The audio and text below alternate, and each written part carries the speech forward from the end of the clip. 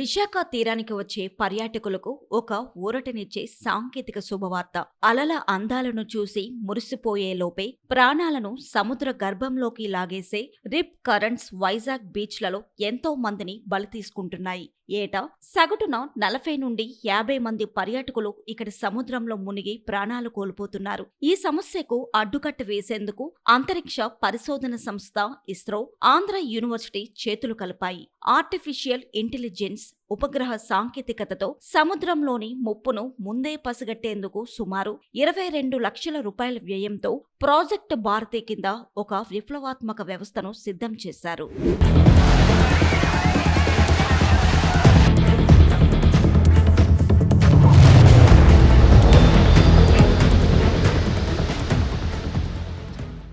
సాధారణంగా అలలు సముద్ర తీరం వైపు వస్తాయి. కానీ ఈ రిప్ కరెంట్స్ అనేవి తీరానికి వచ్చిన నీరు చాలా వేగంగా ఇరుకైన మార్గం ద్వారా తిరిగి సముద్రం లోపలికి దూసుకెళ్లే బలమైన ఎదురు ప్రవాహాలు. ఇవి సెకనుకు దాదాపు 5 మీటర్ల వేగంతో ప్రవహిస్తాయి. తీరం నుండి 50 నుండి 150 మీటర్ల లోపలి వరకు పర్యాటకులను క్షణాల్లో లాగేయగలవు. ఎంతటి నిపుణులైనా ఈతగాళ్లకైనా వీటిని ఎదురించి ఈదడం అసాధ్యం. Andhra university meteorology and oceanography విభాగాధిపతి ప్రొఫెసర్ సివి నాయుడు, ఇస్రో శాస్త్రవేత్త డాక్టర్ ఎస్వివి అరుణ్ కుమార్ నేతృత్వంలో ఈ 2 ఏళ్ల ప్రాజెక్ట్ నడుస్తుంది. శాటిలైట్ డేటా, వాతావరణ పరిస్థితులు, సముద్రపు పోటుపాటులను విశ్లేషిస్తూ ఈ ప్రవాహాలు ఎప్పుడు ఎక్కడ ఏర్పడతాయో ముందే ఊహించే సాఫ్ట్వేర్ ను వారు తయారు చేశారు.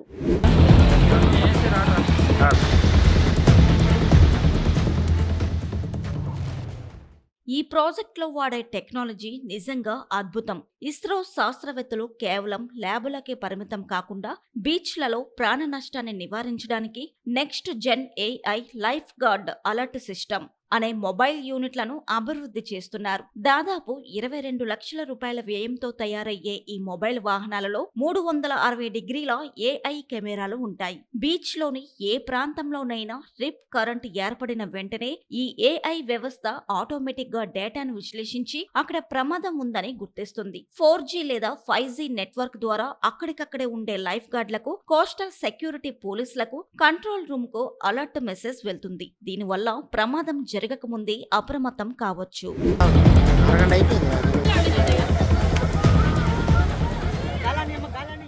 కుర్సూరా సబ్మెరైన్ మ్యూజియం వెనుక భాగం, రుషికొండ సాయిప్రియ రిసార్ట్స్ ప్రాంతం, భీమిలి సంగమ ప్రదేశం, యవరాడ బీచ్లను అత్యంత ప్రమాదకరమైన శాశ్వత ముప్పు ప్రాంతాలుగా శాస్త్రవేత్తలు గుర్తించారు. చూసారుగా, సైన్స్ అండ్ టెక్నాలజీ సమాజ భద్రతకు ఎలా ఉపయోగపడుతుందో చెప్పడానికి ప్రాజెక్టు భారతి ఒక చక్కటి ఉదాహరణ. ఈ కిల్లర్ అలల నుండి పర్యాటకుల ప్రాణాలను కాపాడేందుకు ఇస్రో ఏయూ చేస్తున్న ఈ ప్రయత్నం ఎంతైనా ప్రశంసనీయం. వైజాగ్ తీరంలో పైలట్ ప్రాజెక్టుగా ప్రారంభమైన ఈ సరికొత్త టెక్నాలజీ విజయవంతమైతే దేశవ్యాప్తంగా ఉన్న అన్ని తీర ప్రాంతాలకు దీనిని విస్తరిస్తారు. విజ్ఞానం ప్రాణరక్షణ కవచంగా మారిన వేళ టెక్నాలజీ సాయంతో మన బీచ్లు సురక్షిత తీరాలుగా మారాలని ఆశిద్దాం.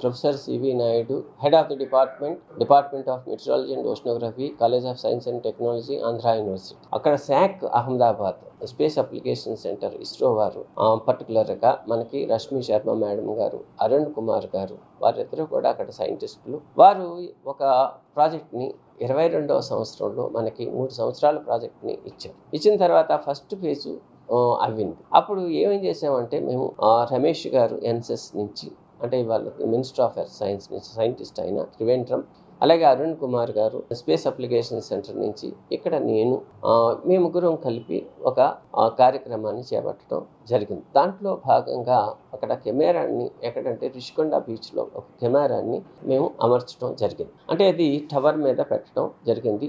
మనకి ఏపీ టూరిజం డిపార్ట్మెంట్ వారు, అలాగే గవర్నమెంట్ వారు, జీవీఎంసీ వారు, పోలీస్ డిపార్ట్మెంట్ వారు, మెరైన్ పోలీస్ డిపార్ట్మెంట్ వాళ్ళు, వీళ్ళందరూ కూడా సహకారం అందించారు. అక్కడ రూమ్ కూడా గవర్నమెంట్ మాకు ఇవ్వటం జరిగింది. దాంట్లో కెమెరా పెట్టి ఆ కెమెరా ద్వారా వచ్చినటువంటి అలలను, పర్టికులర్గా రిప్ కరెంట్ డేటాని మేము తీసుకుని, అలాగే సాటిలైట్ డేటా తోటి జోడించి, అలాగే బ్యాథమెట్రీ అంటే దాంట్లో ఎలా ఉన్నది, కిందన ఎలా ఉన్నది దాని గురించి కూడా డేటాను తీసుకుని అంటే విలువైనటువంటి ఇన్స్ట్రుమెంట్స్ని పట్టుకెళ్ళి అక్కడ మేము చేయటం ఎక్స్పెరిమెంట్లు చేసాం. అంటే ఒక్కొక్క ఇన్స్ట్రుమెంట్ 30 లక్షల పైనే ఉంటుంటుంది. అటువంటి ఇన్స్ట్రుమెంట్ తీసుకెళ్ళి ఆ కెరటాలు ఎలా ఉన్నాయి, ఆ కరెంట్స్ ఎలాగ ఉన్నాయి, లోపల ఎలాగ ఉన్నది అసలు అని ఆ విధంగా స్టడీ చేయటం, ఎంత ఈ డేటాని అంతా కలిపినప్పుడు మాకు ఒక రకమైనటువంటి అవగాహన వచ్చింది. అంటే పర్టికులర్గా మనకి ఆ అరుణ్ కుమార్ గారు దీని మీద చాలా కృషి చేశారు. చేసి దీనికి ఒక యాప్ని డెవలప్ చేశారు. అంటే సాటిలైట్ డేటాను ఉపయోగించుకున్నారు, ఇక్కడ వచ్చినటువంటి ఈ డేటాను ఉపయోగించుకున్నారు. అందరికీ నమస్తే, నా పేరు రాము.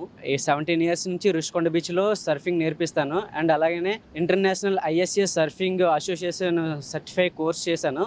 And ILS international life saving course కూడా చేశాను. అండ్ అలానే బీచ్ కోసం కూడా నాకు 18 ఇయర్స్ నుంచి నాకు అవగాహన ఉంది. రిప్ కరెంట్ అంటే ఏంటి అసలు? సో చాలా మందికి తెలియనిది ఏంటి అంటే చాలా మంది ఎక్కడెక్కడో వస్తారు, బీచ్ సముద్రంలో మునిగిపోతారు. సో వాళ్ళందరికీ తెలియనిది ఏంటంటే ఒక రిప్ కరెంట్. ఆ రిప్ కరెంట్ ఎలాగ ఉంటుంది, దాని నుంచి ఎలా సేవ్ అవ్వాలి ఏంటనేది తెలియదు. So first of all rip current అంటే ఏంటంటే మీకు క్లారిటీగా ఎగ్జాంపుల్గా అర్థం అవ్వాలని అంటే వేవ్స్ వస్తాయి. వేవ్స్ వచ్చేటప్పుడు మళ్ళీ అవి తిరిగి వెనక్కి వెళ్ళడానికి ఒక ఇసుక దుబ్బలు లేదా ఒక సైడ్ నుంచి ఒక ఫామ్ చేసుకుంటాయి అన్నమాట. సో ఈ రిప్ కరెంట్స్ అన్నీ కూడా ఒకేలాగా ఉండవు, ఒక్కొక్క బీచ్ని బట్టి ఒక్కొక్క టైప్ విధంగా తయారవుతాయి. సో వాటిని ఐడెంటిఫై చేయడం అనేది చాలా వరకు ఫిషర్మెన్స్కి మాత్రమే ఐడియా ఉంటుంది. సో ఈ రిప్ కరెంట్స్ అనేవి ఏంటంటే కెరటాలు వస్తాయి. కెరటాలు వచ్చేటప్పుడు ఒడ్డుని ఢీ కొట్టి మళ్ళీ వెనక్కి వెళ్తాయి కదా. సో ఆ వెనక్కి వెళ్ళేటప్పుడు లైక్ గరుగ్గా ఇసుకగా అవి ఏంటంటే స్టెప్ టు స్టెప్ ఏర్పడి ఒక రివర్లా ఫామ్ అయ్యి అవి అయితే స్ట్రైట్గా తీసుకుంటాయి, లేదంటే లెఫ్ట్గా తీసుకెళ్ళి ఇన్ కేస్ ఆ రిప్ కరెంట్లో మనం పడ్డాము అని అనుకుంటే ఆ రిప్ కరెంట్ నుంచి కొంత దూరం అలా మెల్లగా సుమారు ఒక 100 to 150 మీటర్స్ వరకు తీసుకెళ్ళి మనల్ని వదిలేస్తుంది అనమాట. సో దాని మీద ఐడియా ఉన్న వాళ్ళకి, దానికి టెక్నిక్ ఉన్న వాళ్ళు మాత్రమే బయటపడగలరు. సో దానికంటూ కొన్ని టెక్నిక్స్ ఉంటాయి. సో నార్మల్గా బేసిక్ స్విమ్మింగ్ వచ్చిందని అనుకోండి, ఫస్ట్ ఆఫ్ ఆల్ ప్యానిక్ అవ్వకూడదు. అదేంటంటే అన్ని బీచెస్లో కూడా రిప్ కరెంట్ అనేది ఒకలాగా ఉండదు. సో ఇప్పుడు ఫర్ సపోజ్ ఎగ్జాంపుల్గా చెప్పాలని అనుకుంటే ఇది మన ఆర్కే బీచ్లో ఆక్వా స్పోర్ట్స్ ఆపోజిట్లో ఉన్న స్పాట్. ఈ స్పాట్లో ఏంటంటే ఫ్లాష్ రిప్ కరెంట్ అనేది ఎక్కువగా ఉంటుంది. సో ఈ ఫ్లాష్ రిప్ కరెంట్లో ఏంటంటే స్ట్రైట్గా ఉంటుంది అనమాట. స్ట్రైట్గా ఉండేటప్పుడు ఏంటంటే అటువైపు ఇటువైపు శాండ్ ఉంటుంది, మధ్యలో మాత్రమే లోతు ఉంటుంది. అలాంటి లోతులో మనం సర్వైవ్ అవ్వడం చాలా కష్టం. సో వీలైనంత వరకు రైట్ ఆర్ లెఫ్ట్ ఫ్లాష్ రిప్ కరెంట్లో మాత్రమే రైట్ ఆర్ లెఫ్ట్ స్విమ్ చేసుకొని వెళ్తే మనం వీలైనంత వరకు సేవ్ అవ్వచ్చు.